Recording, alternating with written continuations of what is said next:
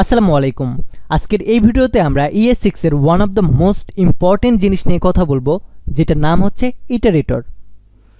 ইটারেটর জিনিসটা বোঝার জন্য সিম্পলি আমি জাস্ট দুইটা উদাহরণ দেব, একটা ফর লুপ আর একটা অবজেক্ট দিয়ে।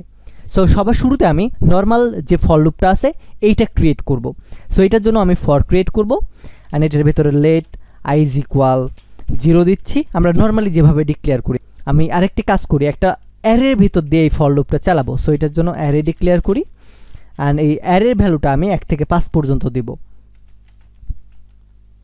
সো এখন আমি i less than array dot length এটাকে কল করব অ্যান্ড আমাদের i এক এক করে ইনক্রিমেন্ট হবে। সো এই জায়গায় আমি এখন কনসোল ডট লক করব আমাদের যে অ্যারেটা আছে এই অ্যারের i তম ভ্যালু। সো এইভাবে অ্যাড করে দেব। সো এখন আমি জাস্ট ক্লিয়ার না, আমি এখন নোড index.js কে রান করব। এখন দেখেন আমাদের 1 থেকে যে 5 পর্যন্ত ভ্যালুটা আছে সেই ভ্যালুটা আমাদেরকে প্রিন্ট করে দেখাচ্ছে। এই জায়গায় যদি আমরা a b c d e f g এই জিনিসগুলো দিই তাহলে কিন্তু এই জিনিসগুলোও দেখাবে, সে a কমা দিয়ে b।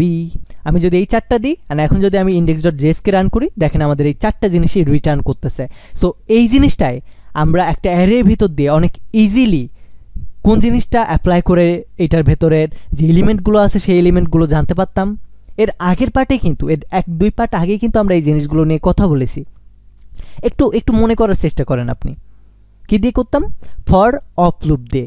সো এই জিনিসটা আমাদের এত কোড না লিখে আমরা সেম জিনিসটাই করতে পারতাম শুধুমাত্র ফর অফ লুপ ক্রিয়েট করে। সো আমাদের এরকম টাইপের একটা অ্যারে থাকতো, দেন এই অ্যারের ভিতরে জাস্ট আমরা ফর লিখতাম ঠিক সেম ওয়েতে। সিম্পলি জাস্ট আমরা এটার ভিতরে একটা ভেরিয়েবল ডিক্লেয়ার করতাম, এলিমেন্ট নামে অফ দিতাম এই অ্যারেকে।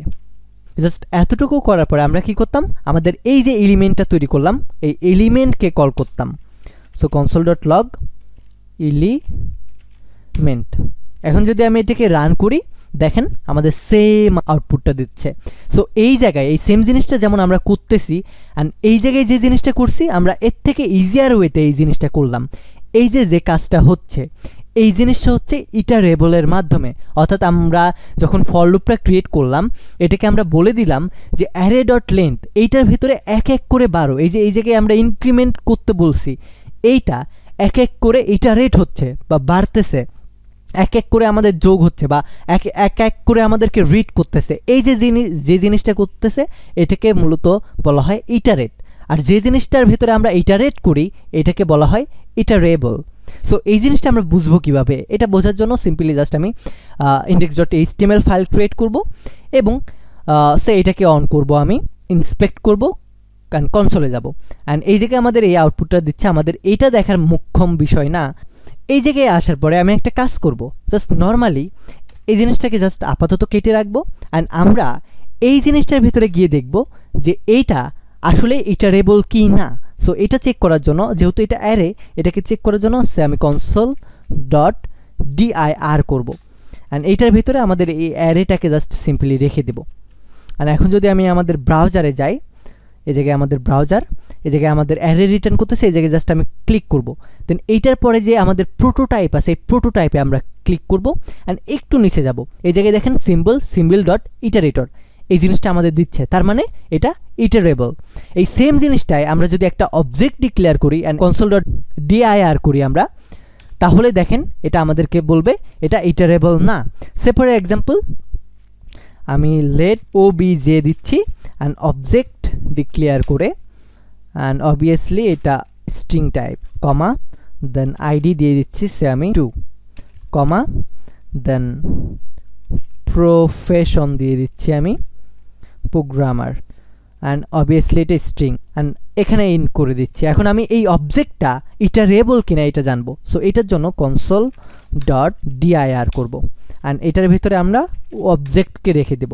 সো এখন যদি আমি যাই অ্যান্ড অবজেক্টের ভিতরে যদি আমরা ক্লিক করি, এরপরে প্রোটোটাইপের ভিতরে যদি যাই, তাহলে দেখেন আমাদের এইটার ভিতরে কোনো সিম্বল নাই অ্যান্ড এটা যে ইটারেবল এটাও আমাদেরকে বলতেছে না। এটা জানার আরেকটা উপায় আছে, সেটা হচ্ছে আমরা এই অবজেক্টের ভিতরে যদি আমরা ফর অফ লুপ চালাই তাহলে আমরা এটাকে আরও ক্লিয়ারলি বুঝতে পারবো। সে আমরা যেভাবে অ্যারের ভিতরে একটা ফর লুপ চালাইলাম ঠিক সেম ওয়েতে আমরা এই অবজেক্টের ভিতরে যদি আমরা ফর লুপ চালাই অ্যান্ড এটার ভিতরে যদি কনসোল ডট লগ দিয়ে এখন অ্যান্ড এলিমেন্টকে আমি এখানে যদি রান করি, এখন কিন্তু আমি এটাকে করতেছি না, আপাতত dir কেটে দিচ্ছি, এটাও কেটে দিচ্ছি। আমাদের কিন্তু অ্যারের ভিতরে যদি এটা করতাম তাহলে কিন্তু এই অবজেক্টটার এখানে যদি অবজেক্ট না হয়ে অ্যারে হইতো তাহলে কিন্তু আমাদের একটা একটা করে ইটারেবল হইতো। কিন্তু এখন যদি আমি যাই অ্যান্ড দেখেন uncaught type error object is not iterable, আমাদেরকে বলতেছে অবজেক্ট ইজ নট ইটারেবল। এটা বলার কারণ কি আপনি কি বুঝতেছেন? এটা বলার কারণ হচ্ছে এটার ভেতরে আমাদের সিম্বল ডট ইটারেবল নাই, অর্থাৎ এটা ইটারেবল হয় না। আমাদের স্ট্রিং ইটারেবল হয়, আমাদের অ্যারে ইটারেবল হয়, কিন্তু আমাদের অবজেক্টটা ইটারেবল হয় না, যার কারণে এটাকে ইটারেবল বলা যাবে না। অ্যান্ড এটার ভিতরে আমরা এলিমেন্ট অফ বা ফর অফ লুপ ব্যবহার করতে পারবো না। আই হোপ আমি আপনাকে বুঝাইতে পারছি ইটারেটর কি, ইটারেবল কি, অ্যান্ড ইটারেটর কোনগুলো হয় কোনগুলো হয় না।